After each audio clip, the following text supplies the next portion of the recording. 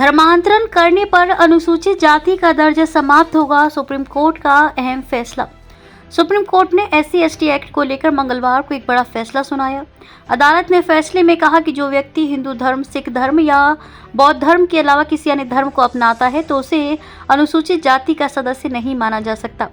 Court ने आगे कहा कि किसी अन्य धर्म अपनाने पर अनुसूचित जाति का दर्जा तुरंत और पूरी तरह से खत्म हो जाता है।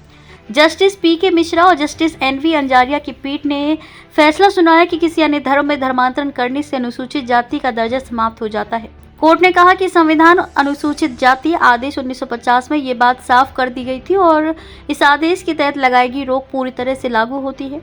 कोर्ट ने साफ किया कि 1950 के आदेश की क्लॉज 3 में बताए गए धर्मों के अलावा किसी और धर्म को अपनाने पर जन्म की स्थिति चाहे जो भी हो, अनुसूचित जाति का दर्जा तुरंत खत्म हो जाता है।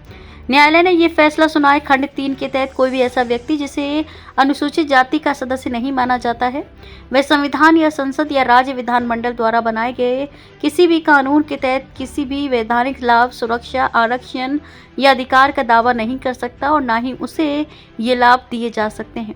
ये रोक पूरी तरह से लागू होती है और इसमें कोई अपवाद नहीं है।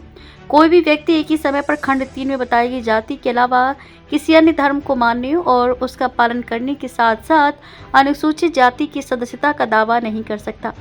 क्या है मामला? सुप्रीम कोर्ट ने आंध्र प्रदेश हाई कोर्ट के पहले के उस फैसले को सही ठहराया जिसमें कहा गया था कि जो लोग ईसाई धर्म अपना लेते हैं और सक्रिय रूप से उसका पालन करते हैं वे अपना अनुसूचित जाति SC का दर्जा बरकरार नहीं रख सकते।